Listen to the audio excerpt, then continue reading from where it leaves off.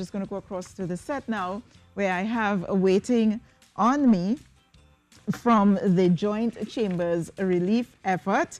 I have Brianna McIver, Administrative Coordinator of AmCham, as well as Candice Clark-Saloom, who is the External Relations Officer at Shell and also a volunteer with the Joint Chambers Relief Project. Good morning, ladies, and welcome to the program. Thank you. Yes. Thank you, Lisa. I understand that one of you is the chair manager.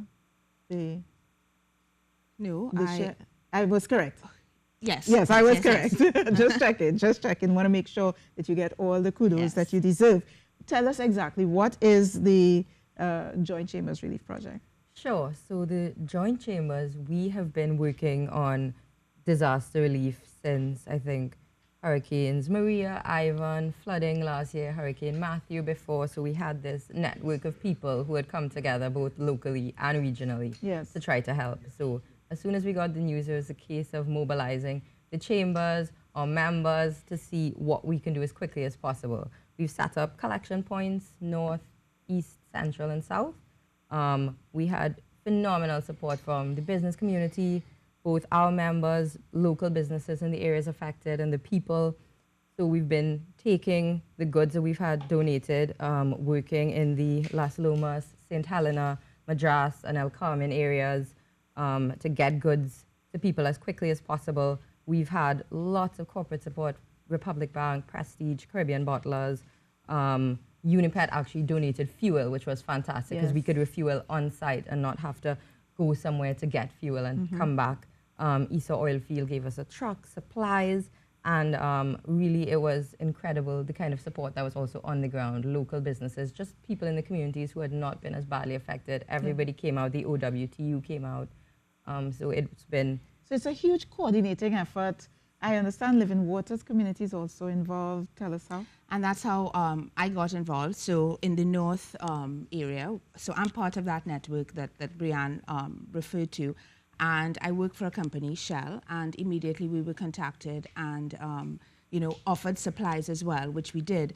But then I thought I could do a little bit more on behalf of the company. So we stationed literally for the weekend at Living Water Community, which was a significant drop-off point for persons living in sort of northwest, maybe. And this would be drop-off from just anybody from the community? Anyone. And it's been, we had children, we had businesses come as well. We had regular persons cooking food because, of course, that was a very important issue, people having access to immediate food items. So we had lots and lots of that over the weekend. And then what happened? You took the relief items out to the affected areas from the central point in Port of Spain? Well, we had points in Central and in South as well. So from that point in Port of Spain and from the other points, we did take relief items out to the communities. We've also had people saying, I have items, but I can't get them to where I need them to be. So WebSource came in and offered their driver to actually pick up the items from wherever they were to get them. And I think Living Waters has worked with WePay to also set up a sort of a... to pay online? Yes, because people have been messaging us from outside of Trinidad and Tobago asking if they wanted to contribute items or cash. How could they do that? And do you have the facilities you're now saying? Yes, it's... I saw something on social media this morning, actually, with a link where persons can offer assistance, because that has also been, Trinidadians and just generally West Indians living abroad. Not even West Indians, because we had people who just have an affinity, friends who just wanted to contribute money because of what they saw on social media or in the news. They can go to, it's WePayU, W-I, WePayU, it's... WePay and Living Waters, and make their contribution. They can make their contribution. I know there are also facilities in some banks under flood relief, GMMB, CIBC, Scotiabank,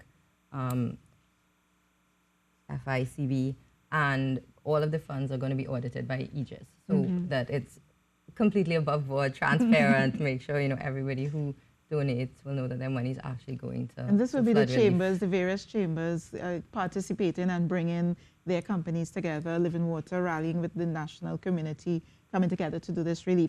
Tell us what items that you particularly want and those that you don't necessarily want.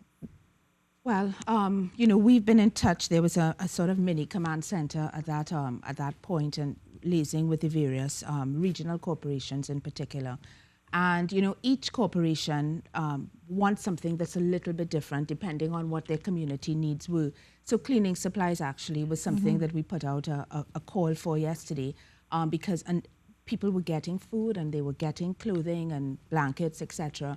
But people need to clean up. And as the water started to subside, people, of course, wanted to get back into life. And so cleaning supplies is something that I would say right now is at possibly the top of the list, yes. And where are the drop-off centers again for persons who are interested? So if you're in the north, you can drop it off at AmCham TNT or the TT Chamber. If you're in the east, WebSource is a collection point, the Blue Waters Compound, and also the TTMA. Right. If you're in central, Unicoma Courts, they're in Freeport. Right. And in south, Esau Oilfield.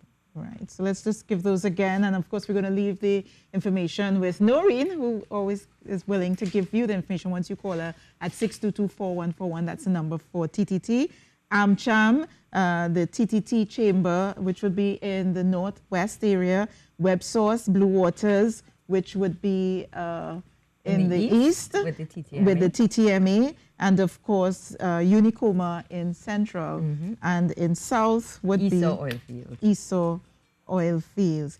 This is the first time you've coordinated for the other Caribbean islands, but is this the first time that you're coordinating for Trinidad and Tobago? No, we did flood relief last year. We had this network together from the two big hurricanes that hit the region last year, and when the floods happened, we just said, well, we have to do something here. Yes, okay. Well, thank you so much, Brianna McIver, Administrative Coordinator for AmCham, as well as Candice Clark-Saloom, External Relations Officer at Shell, and very importantly, volunteer with the Joint Chambers Relief Project. Thank you for coming in and sharing that information. We have Feel Up next. We have so many people rallying together because it's such a devastation across Trinidad and Tobago. Thank you for coming. But Rishi, I know you have